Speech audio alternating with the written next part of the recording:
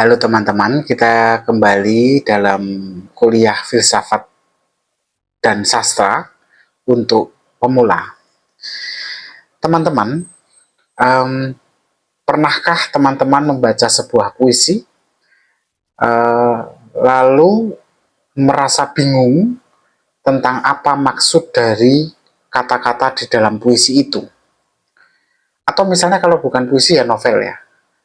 Pernah nggak teman-teman waktu baca novel dan sudah selesai gitu baca, tapi ternyata teman-teman merasa kesulitan memahami ceritanya, ataupun kalau sudah memahami ceritanya, ternyata berbeda maknanya dengan teman yang juga membaca novel yang sama. Nah, pertanyaannya ketika ada perbedaan dalam memahami cerita itu, siapa yang benar? Apakah penafsiran teman-teman yang benar, atau penafsiran orang lain yang benar? Nah, pada tahap ini sebenarnya kita masuk ke sebuah cabang filsafat yang disebut sebagai hermeneutika. Apa itu hermeneutika?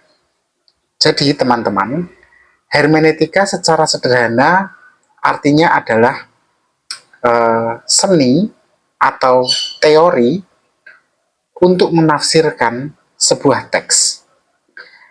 Kata hermeneutika sendiri itu berasal dari bahasa Yunani, yaitu hermenein.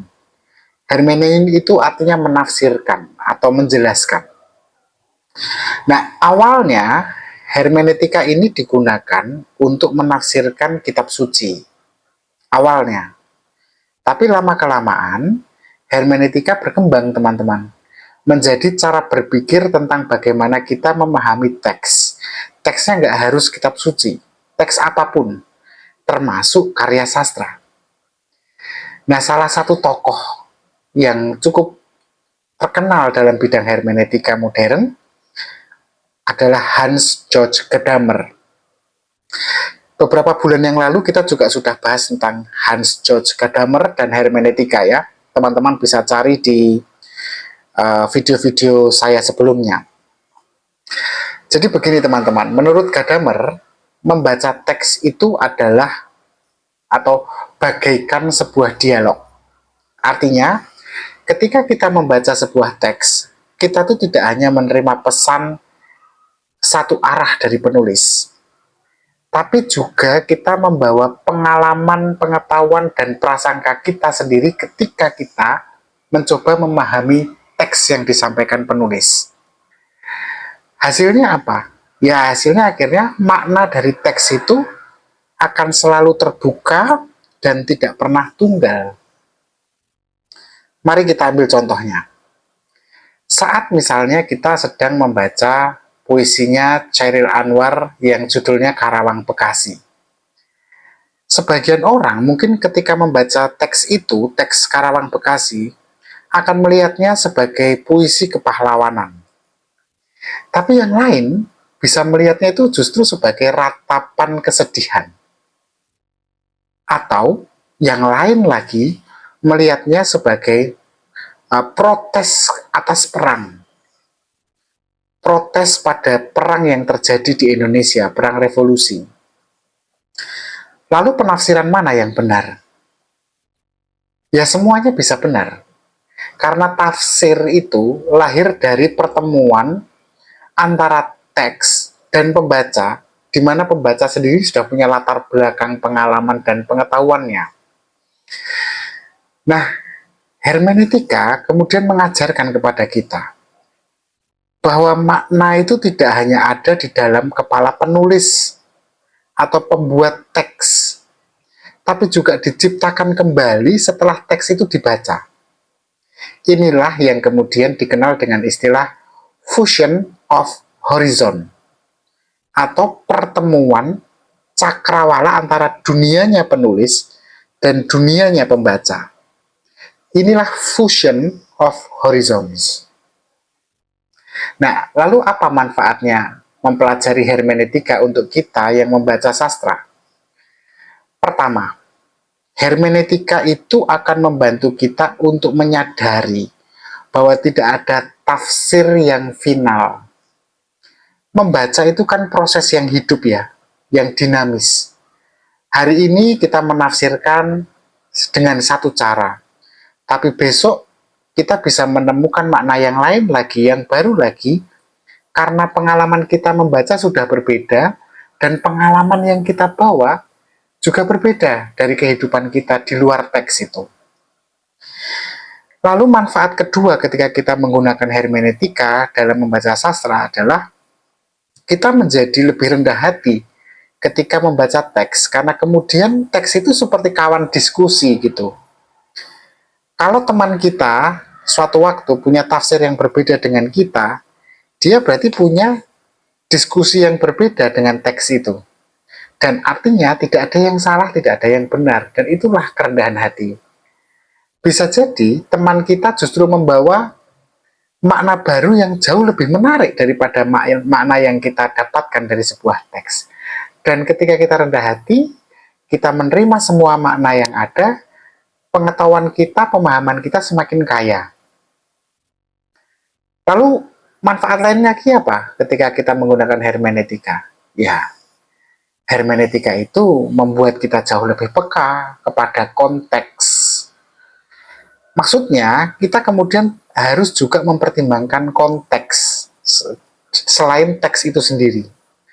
Karena teks tidak bisa dipisahkan, nggak bisa dicabut tuh dari zaman dan budaya yang melahirkannya. Misalnya ketika kita membaca novel-novel balai pustaka, kita tidak bisa dilepaskan dari konteks kolonial, di mana balai pustaka pada saat itu besar di masa kolonial. Hanya dengan memahami semacam itulah, maka kita bisa menafsirkan jauh lebih dalam. Tapi ada hal yang menarik lagi, teman-teman. Jadi, Gadamer ini menekankan bahwa kita tidak bisa sepenuhnya kembali ke maksud penulis aslinya. Jadi, artinya, ketika kita membaca teks, kita sebenarnya sudah nggak perlu lagi untuk mengetahui apa sih maksud penulis ini dengan membuat teks ini. Karena penulis sudah bisa dikatakan mati ketika teks itu diproduksi dan kita pegang untuk kita baca. Nah, tafsir itu sendiri melibatkan diri kita di masa kini saat membacanya. Jadi membaca sastra itu seperti mendialogkan antara masa kini ketika produknya kita baca, karya itu kita baca, dan masa lalu ketika produk itu tengah dibuat. Nah, bukankah hidup kita juga seperti teks itu ya? Iya kan? Jadi tindakan orang lain bisa ditafsirkan macam-macam misalnya. Ketika seseorang tersenyum misalnya, apakah itu tanda kalau orang itu ramah? Atau tanda orang itu mengejek kita? Atau tanda orang itu sedang menyindir kita? Hidup itu seperti teks. Tindakan manusia itu penuh makna yang bisa ditafsirkan apa saja. Nah, hermeneutika itu membantu kita menyadari bahwa memahami itu selalu butuh kerendahan hati, selalu butuh keterbukaan, dan selalu butuh dialog. Jadi teks sastra itu ya mirip seperti, bukan hanya mirip, yaitu teks kehidupan. Nah, kembali ke sastra. Di dalam sastra, hermeneutika itu membebaskan kita dari rasa takut ketika menafsirkan. Kan kadang kita merasa takut ya ketika kita salah menafsirkan. Hermeneutika membantu kita untuk tidak perlu takut. Kenapa? Karena memang tidak ada tafsir yang final.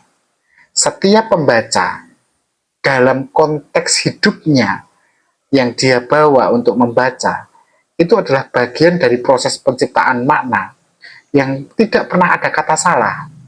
Yang ada adalah selalu pengembangan dari makna. Hari ini saya memaknai A, besok saya memaknainya B. Yang penting adalah bagaimana kita bisa memberi alasan yang rasional dari tafsir yang kita buat. Nah, teman-teman, coba bayangkan, setiap kali kita membaca puisi atau membaca novel, kita tuh sebenarnya sedang berbicara dengan penulisnya. Dia menulis dari zamannya dan kita membaca dari zaman kita saat ini. Pertemuan inilah yang menciptakan sesuatu yang baru. Itu yang disebut sebagai keindahan hermeneutika. di mana teks itu tidak pernah mati kapanpun dia dibaca. Dia akan selalu hidup sepanjang memang dibaca dan ditafsirkan. Nah, saya pikir cukup untuk kuliah kita hari ini tentang sastra dan filsafat. Kita ketemu lagi dalam seri kuliah yang lain besok. Terima kasih sudah mengikuti kuliah ini dan tetaplah berpikir kritis.